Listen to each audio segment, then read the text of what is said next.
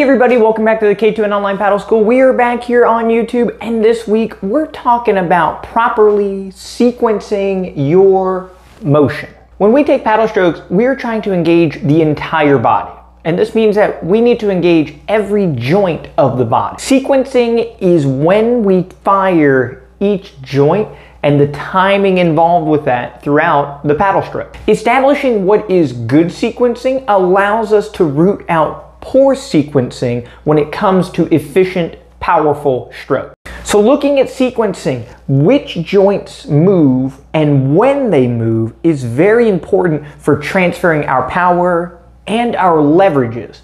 In paddle sports, we are using a tool to create leverages, and it is up to us to manage these leverages as well as power the leverage. When we look purely at dynamic motion, like the punch or throwing a ball, we are not having to manage leverages with an external object, in this case, our paddle. We get to look purely at how well a body moves.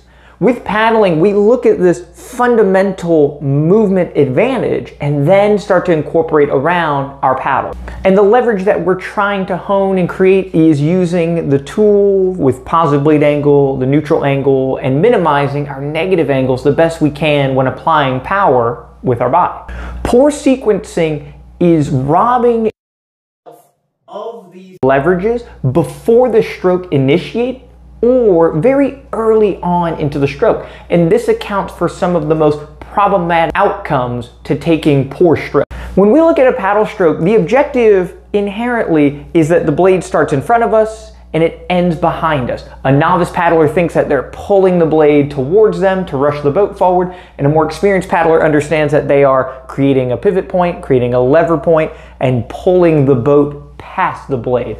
But ultimately, the paddle is going to go from in front of you to behind you. And what makes paddling a little complex is you can do a lot of things to get the paddle from in front of you to behind you.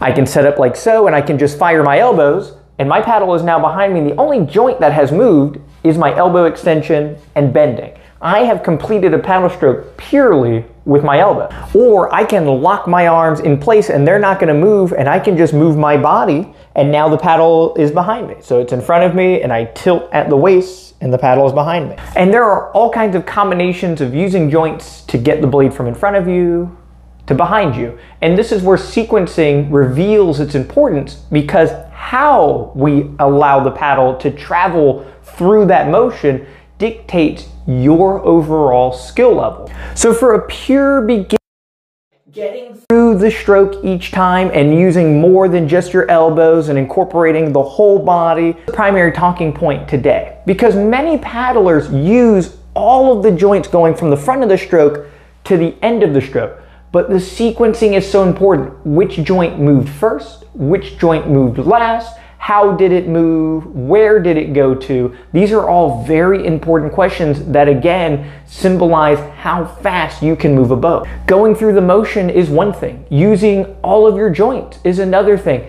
Now the sequencing of when each of them fire and how is very important.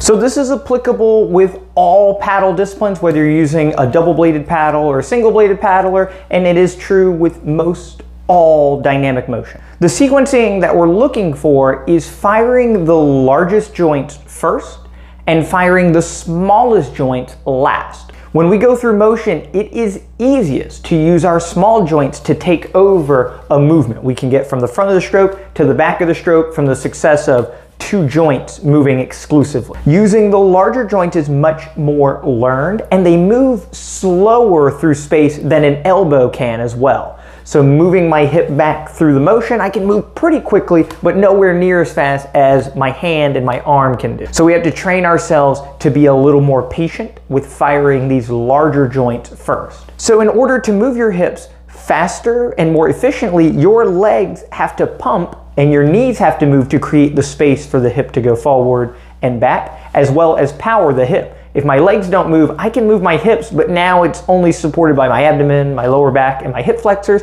and this is not as efficient as the quadricep and the hamstring firing to move the hip. So it's a causality. Your hip is moving, but really your leg is moving to move the hip. Both of them are going to fire in unison, and together they are connected in the chain. So setting up our leverages and our positive blade angle, we want to make sure that we are maintaining the shapes that we are creating up here before initiating the stroke.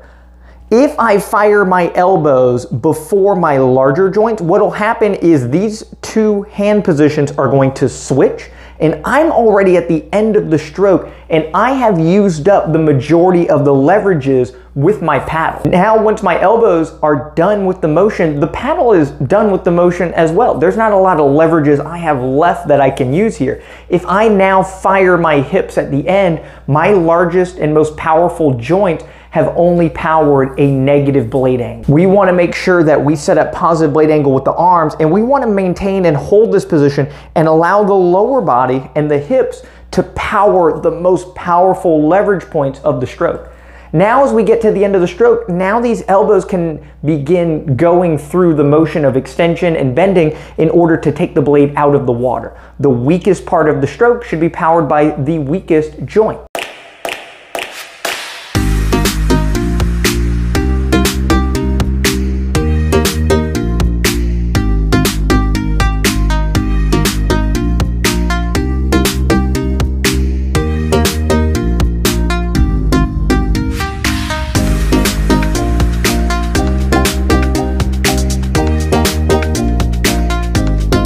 So we have this crescendo where we're most powerful at the front, we're using our most powerful muscles, and there's a subtle transition to the end. As we get weaker with the stroke, we can begin using some of these smaller joints to exit and set up the next stroke. Canoe paddling would be the same. So if I shoot my arm over the top and I pull with my bottom hand before my hips go through, I start the stroke with positive blade angle, then boom, I'm done with the stroke and I haven't fired my hips.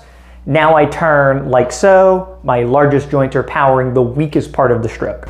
Holding this position with the arms and making sure the whole paddle goes in the water, and we're powering with the hips and the legs to turn and push down into the water. And again, there's a subtle transition as the hips are done moving, that the arms will go through this extension and the bottom elbow will bend to remove the blade from the water. And of course, we always want to prioritize the hips. Once my hips are all the way done moving, my paddle is going to be negative, and it is fine to continue traveling back here as long as it's powered by the lower body and the largest muscles. Just like with throwing a ball, right? We start with this arm bent and we rotate to set up, and we would rotate through to finish. We want to make sure that the elbow does extend at some point in this power transfer to complete the chain. If I were to throw like so, you can see it looks really wonky, and my power doesn't travel all the way through my hand. I'm creating a lot of power through the hips, the legs, through the spine, but it ends somewhere at the shoulder here, like so.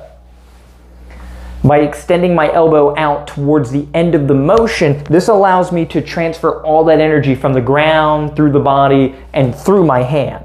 If this top arm does not extend, this hand is not quite as powerful from the motion. There is some power here, but it is not as much as it could be through that extension. More commonly as a mistake, paddlers will just go through this motion here when they're throwing, or if they are moving the whole body and the sequencing is poor, it would look like an arm extension, then the hips move at the end. And I don't even know if I can do that fluidly, but many people have a stroke that would be reminiscent of this motion here that I'm trying to mimic. The arm goes through all of its motion first, then the hips and legs go through at the end. And you can see how this is not quite as efficient as timing these joints to move last. So the way to fix and improve upon your sequencing is simply paddling slowly with a lot of pressure on the blade. Pressure on the blade will allow you to feel the movements that you are going through and how it's engaging with the water. And going slowly will allow you to track, what is my wrist doing? What is my elbow doing? What is my shoulder doing? What is my upper spine doing? What is my lower spine doing? What are my hips doing? What are my legs doing?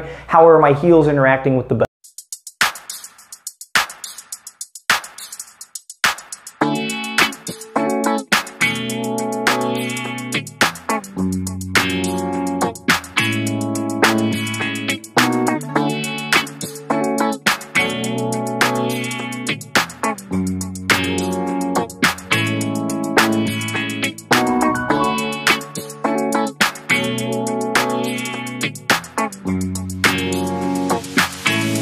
Ultimately, it is easier to shoot the arm first and push down late into the stroke because there is much less pressure here.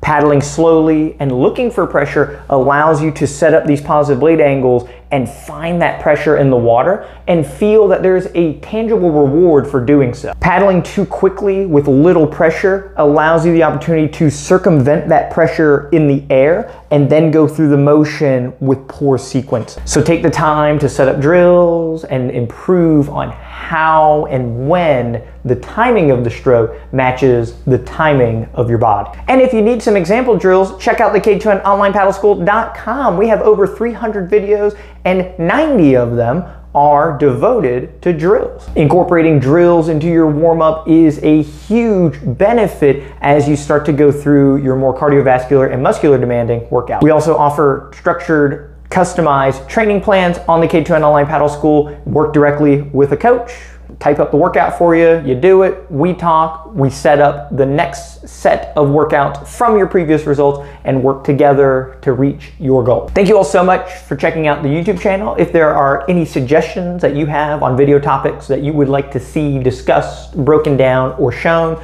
please send us a message or leave a comment right. If you have not subscribed, don't forget to do so you can see all these great videos each week, and we'll see you all next week for our next paddle tip video.